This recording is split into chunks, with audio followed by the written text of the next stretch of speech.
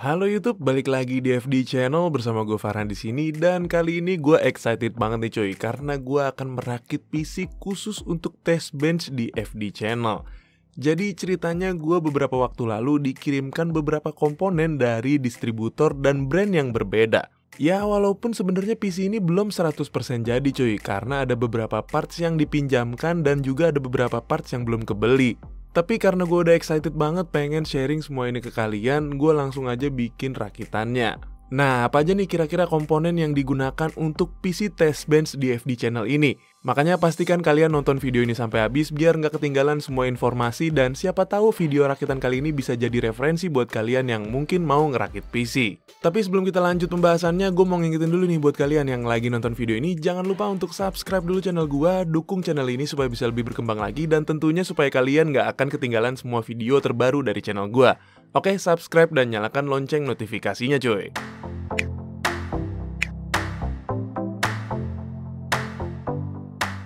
Jadi ceritanya beberapa waktu lalu gue dikirimkan komponen-komponen dari beberapa brand berbeda dan distributor berbeda. Awalnya gue cuma mau bahas komponennya satu persatu seperti biasa cuy. Tapi entah kenapa semakin kesini malah komponennya semakin lengkap nih cuy. Jadi dari situ gue tertarik banget buat bikin satu rakitan PC dari beberapa brand tersebut. Kebetulan di FD Channel sampai sekarang masih belum memiliki satu PC khusus untuk test bench cuy. Jadi gue yakin rakitan PC kali ini bakal berguna banget untuk YouTube channel gue. Dan di sini gue juga mengucapkan terima kasih sebesar-besarnya untuk brand-brand dan distributor-distributor yang sudah mau mensupport channel gue ini. Oke, cukup basa-basinya, sekarang langsung aja gue jabarkan komponen yang gue gunakan di rakitan PC kali ini. Yang pertama untuk prosesornya, di sini gue dipinjamkan AMD Indonesia, sebuah prosesor yang menjadi bestseller dari produk mereka, yaitu Ryzen 5 5600X. Dengan 6 core dan 12 thread dan boost clock di 4,6 GHz, prosesor yang satu ini memang terkenal memiliki performance yang baik apalagi untuk kebutuhan gaming. Memang secara benchmark prosesor yang satu ini bisa dikalahkan oleh kompetitornya yaitu i5 12400F. Tapi sepengalaman gue untuk game terutama e-sport seperti Valorant, prosesor yang satu ini bisa menghasilkan FPS yang lebih tinggi cuy. Dan tentunya karena ini AMD, prosesor yang satu ini punya fleksibilitas dalam dunia overclocking. Cocok banget buat kalian yang hobi oprek-oprek untuk mendapatkan performance yang lebih tinggi. Dan menariknya prosesor yang satu ini sekarang lagi turun harga cuy. Di awal peluncurannya dia dijual dari 4-5 jutaan dan sekarang bisa dibeli dengan harga 3,5 juta aja cuy. Lalu untuk menemani Ryzen 5 5600X ini gue juga dipinjamkan motherboard dari brand Asus. Dan motherboardnya ini bukan kaleng-kaleng nih cuy. Ini adalah Asus ROG Crosshair Edge Hero Wi-Fi dengan chipset X570. Sebenarnya sih untuk menemani Ryzen 5 5600X, chipset B550 udah lebih dari cukup cuy. Tapi ya nggak masalah cuy, pastinya performance-nya akan lebih maksimal lagi jika menggunakan chipset high-end seperti X570 ini. Mobo Asus yang satu ini secara tampilan juga ganteng banget cuy. Ya wajar lah ya, ROG gitu loh. Dan untuk performance-nya sendiri sih kayaknya nggak perlu diraguin lagi ya, karena motherboard ini sudah masuk dalam kategori high-end. Mobonya udah support PCIe Gen 4, support multi-GPU, dukungan USB-nya banyak, ada 2 slot SSD NVMe Gen 4, slot SATA-nya juga melimpah. Dan di sini kita nggak perlu lagi nambahin Wi-Fi adapter atau Bluetooth adapter ya cuy, karena motherboardnya sudah memiliki Wi-Fi 6 dan Bluetooth 5.0. Ya pokoknya udah komplit banget lah motherboard yang satu ini. Berikutnya untuk mendinginkan Ryzen 5 5600X, di sini gue menggunakan IO water cooling dari brand Team Group. Nah, IO water cooling yang satu ini menarik banget nih cuy, karena belum rilis secara resmi di Indonesia. Dan gue di sini kebagian untuk nyicipin pertama kali CPU cooler yang satu ini. Dan ini adalah IO water cooling T-Force Siren 240E ARGB. Sesuai namanya, cooler ini berukuran 240 mm dengan 2 buah fan yang sudah support ARGB.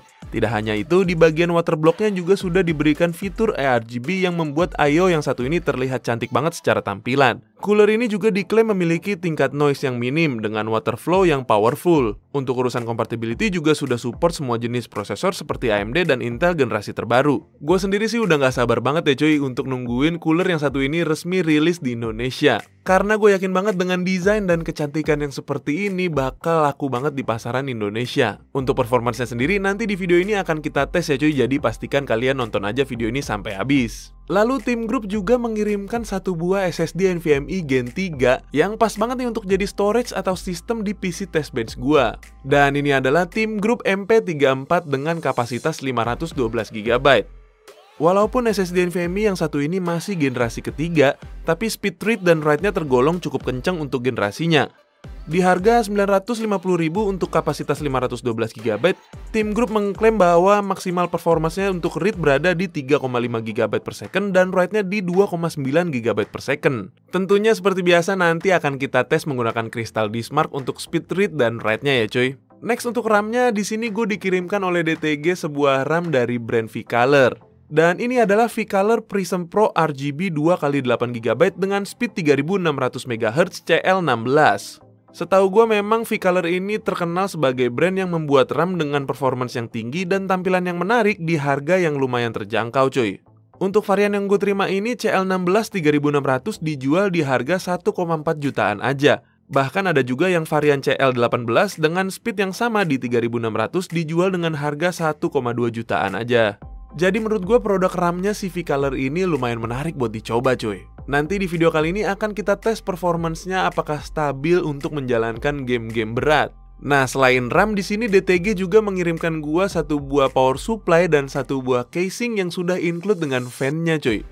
Jadi gimana nggak bisa kita bikin satu rakitan PC coba? Udah lengkap banget gitu komponen-komponen yang gue terima.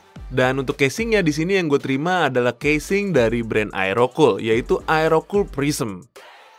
Casing ini berukuran mid tower ATX dan sudah dilengkapi dengan 4 buah fan yang sudah support ARGB lengkap dengan ARGB hub-nya. Dan secara desain, casing ini memiliki tampilan yang sangat maskulin menurut gua. Dilengkapi dengan side panel kaca dan pada bagian depan dari casingnya ini juga diberikan panel kaca, walaupun hanya di bagian tengah. Tapi ini akan membuat tampilan RGB pada fan-nya semakin menonjol. Casing ini juga sudah memiliki fitur manajemen kabel yang sangat baik cuy. Dan di sini juga diberikan penyangga untuk mengaitkan kabel-kabelnya. Cocok banget buat gue yang pengen bikin PC ini sebagai PC test bench. Jadi gue nggak perlu menggunakan kabel TIS untuk mengaitkan kabelnya supaya terlihat rapi. Dan jika nantinya gue mau bongkar lagi ini PC akan sangat gampang pastinya coy. Jadi menurut gue untuk harga 899.000 casing ini udah paket lengkap. Lalu untuk power supply yang dikirimkan juga dari DTG ini dari brand yang sama seperti casingnya, yaitu Aerocool. Dan ini adalah Aerocool Mirage Gold 650W fully modular. Sesuai dengan namanya, power supply yang satu ini sudah dilengkapi dengan sertifikasi 80 Plus Gold. Dan gue sendiri udah cek di websitenya 80 Plus, ternyata sudah terdaftar coy.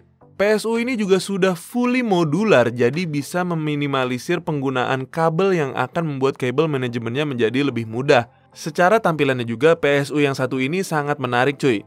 Karena pada logo Aerocool di PSU-nya sudah dilengkapi dengan fitur ARGB yang bisa disinkronize ke motherboard kita. Lalu untuk pemanis dan memperkuat tema hitam putih pada rakitan PC kali ini, gue juga menambahkan sleeve cable berwarna hitam putih dari brand Techwear yang juga didistribusikan langsung oleh DTG.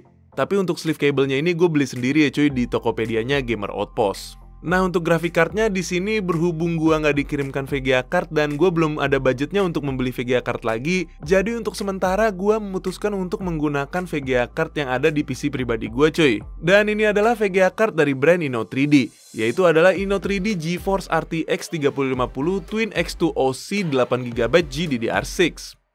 Ya seperti yang udah gue jelaskan di awal tadi ya cuy, sebenarnya PC rakitan ini belum 100% jadi karena ada beberapa parts yang dipinjamkan dan belum dibeli cuy.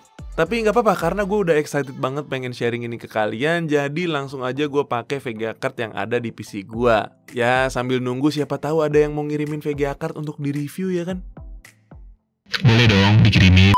Dan yang terakhir di sini gue menambahkan juga VGA backplate custom dari Dunstore. Ya buat kalian yang mungkin udah sering nonton video gua pasti udah pada tahu lah ya beli VGA backplate ini di mana. Tapi buat kalian yang belum tahu, kalian bisa langsung aja cek Instagram atau Tokopedia-nya Dunstore. Linknya udah gue sertakan di kolom deskripsi di bawah. Seperti biasa hasil customan VGA backplate-nya sesuai banget dengan tema dan selera gua cuy. FYI aja di sini gue juga minta didesainkan langsung oleh Dunstore-nya. Jadi buat kalian yang nggak bisa ngedesain seperti gue itu bisa aja langsung ngobrol sama ownernya cuy. Nanti akan dibantu dan disesuaikan desain dengan selera kita. Harganya sendiri juga tergolong sangat affordable untuk fitur dan tampilan dan kerapihan yang diberikan oleh Dan Store ini. Oke, itu aja komponen yang gue gunakan di rakitan PC kali ini. Dan seperti biasa cuy, sebelum kita tes performance-nya, kita intip dulu nih proses perakitannya. Let's go!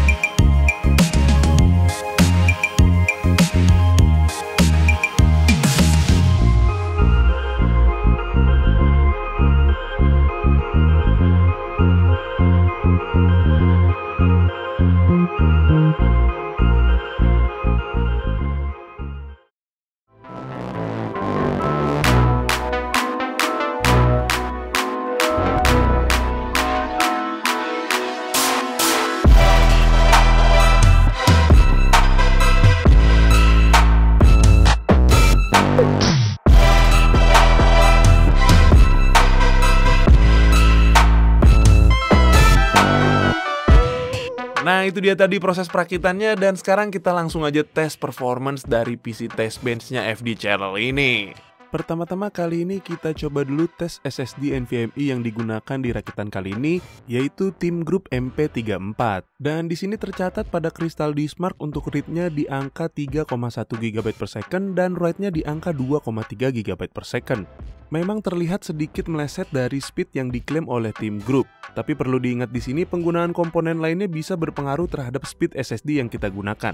Pun begitu, speed segini menurut gua masih tergolong sangat kencang untuk SSD NVMe 512GB dengan harga 950.000. Berikutnya kita lanjut pengetesan benchmark menggunakan 3D Mark Time Spy, dan hasilnya Ryzen 5 5600X ini mendapatkan skor sebesar 8.333 poin dengan suhu tertinggi di angka 58 derajat Celcius. Lalu untuk GPU-nya mendapatkan skor sebesar 6.247 poin dengan suhu tertinggi di angka 76 derajat Celcius. Dan overall skor yang dihasilkan PC ini adalah 6.490 poin. Berikutnya kita tes CPU-nya menggunakan Cinebench R20 dan hasilnya untuk multi-core mendapatkan poin sebesar 4.314 poin dengan single core di angka 594 poin. Dan suhu tertinggi saat pengetesan ini tercatat di angka 61 derajat Celcius. Secara skor benchmark memang sedikit tertinggal dengan i5 12400F, tapi mengingat Ryzen 5 5600X ini adalah prosesor keluaran 2020, dengan skor segini menurut gue secara performance dari segi benchmarknya masih sangat bisa bersaing dengan prosesor keluaran 2022 cuy. Dan jika ingin meningkatkan performance-nya lebih jauh sebenarnya masih sangat memungkinkan cuy, mengingat Ryzen 5 5600X ini memiliki fleksibilitas dari segi overclocking. Dan apalah arti sebuah benchmark, mendingan sekarang kita langsung aja lihat performance real dari segi gamingnya. Game pertama yang akan kita coba seperti biasa adalah Valorant cuy. Dengan settingan rata kiri atau yang paling high di resolusi 1080p, FPS-nya stabil di atas 300 FPS cuy. Dan jika kita coba turunkan grafiknya ke low, FPS yang dihasilkan itu mencapai 500 sampai dengan 600 FPS cuy. Bahkan peaknya itu gue bisa lihat di sini sampai dengan 800 FPS, walaupun hanya sesekali aja. Oke, kita move on ke game berikutnya yaitu PES 2021. Menggunakan preset high di resolusi 1080p, PC ini mendapatkan rata-rata FPS di angka 197 FPS. Lalu berikutnya untuk game GTA 5 kita tes di resolusi 1080p dengan preset tertinggi yang bisa diberikan dan tentunya dengan MSAA kali 8, PC ini mendapatkan rata-rata FPS di angka 67 FPS. Next untuk Horizon Zero Dawn, seperti biasa kita coba jalankan benchmarknya dengan preset Ultra di resolusi 1080p. Average FPS yang dihasilkan PC ini di angka 70 FPS dengan skor di angka 12.623 poin. Berikutnya yang akan kita coba adalah game Cyberpunk 2077 di resolusi 1080p dengan preset Ultra, Ray Tracing Ultra, dan DLSS Off. PC ini mampu menghasilkan rata-rata FPS di angka 33 FPS. Dan jika kita coba nyalakan DLSS-nya pada preset quality, FPS-nya naik ke angka 48 FPS. Lalu berikut ini adalah daya listrik yang dihasilkan PC ini ketika menjalankan game Cyberpunk 2077. Daya ini pure PC only tanpa mengincludekan daya dari monitor ya cuy. Nah, dari pengetesan ini terlihat bahwa sistem pendinginan yang diberikan oleh IO Water Cooling T4 Siren bisa dibilang sangat baik. Suhu prosesor saat digunakan untuk bermain game hanya sekitar 50-an derajat Celcius. Dan performance RAM V-Color-nya juga sangat oke cuy, karena tidak ada stuttering atau freeze ketika menjalankan software-software berat.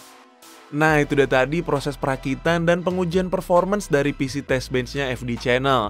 Gimana nih menurut kalian performance dan tampilannya? Kalau gue sendiri sih ya puas banget pastinya cuy. Ya paling PR gua nabung-nabung dikit lagi lah untuk membeli komponen-komponen yang masih dipinjamkan atau yang belum kebeli di PC ini.